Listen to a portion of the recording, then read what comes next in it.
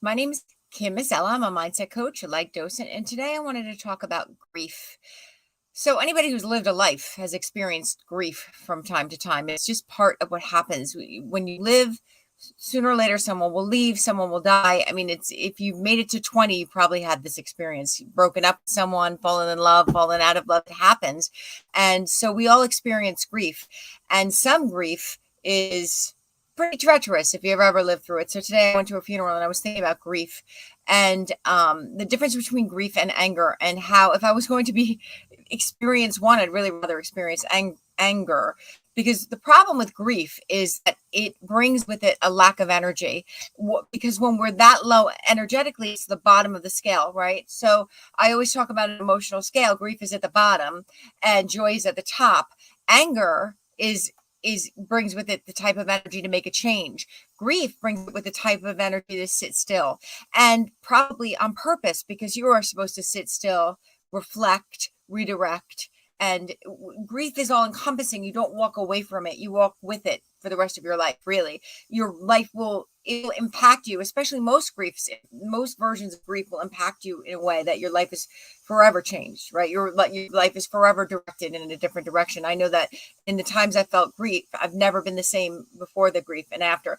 Many times grief can be very positive in our life in the long run, because it'll teach us what's important, it'll teach us what we want, it will clarify things, but it's hard. It's very hard to go through.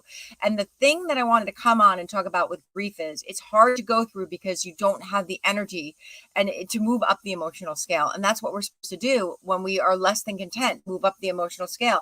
And some of us are experiencing great grief, and in the beginning people will send food and they'll send flowers and they'll help, but what happens a week out is really important. So if you know anybody who has lost anybody, or who is going through something where they've lost something, the best thing that you can do for that person is literally think about sharing your energy with them. Because when you're in grief, you lose your energy.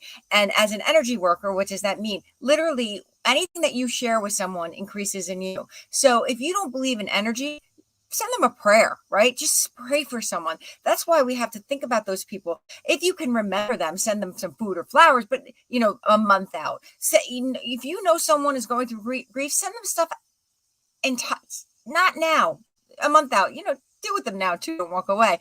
But grief is long lasting, and it requires it is part of the growth cycle. Nothing. I mean, if I look at my life, grief taught me a lot. It taught me a lot. It's hard. It's not easy. But if you know anyone going through it, if you could just think about this person right now and just send them some energy, and the way that looks is just close your eyes and imagine a bubble of light in the middle of your heart, and just think, I want all the greatest and best energy in the middle of my heart to go to this person.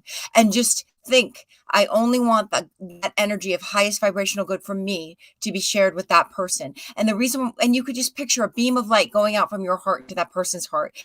And that prayer, what's great about that is whatever we share with someone else increases in us. So when we share our best with someone, our best increases in us. And if you think of anybody who's in this COVID time, I mean, we've all been in a lot of grief. So if you can think of anyone in your life that is going through something treacherous or difficult, just right now, close your eyes and think, I'd love to send you light. And ask for inspiration if you're supposed to do more. Ask for inspiration. The best thing that we could do is support those who are going through this stuff. So if you're watching this and you're going through it, shoot me a line and I'll send you some light tonight. I know that there's people on my page and people who are really experiencing some treacherous things, because life has that. It has such beauty in it and such love, but it also has a lot of pain, and we have to go through both to experience it. It's life. We don't get to pass grief. We don't get to bypass it.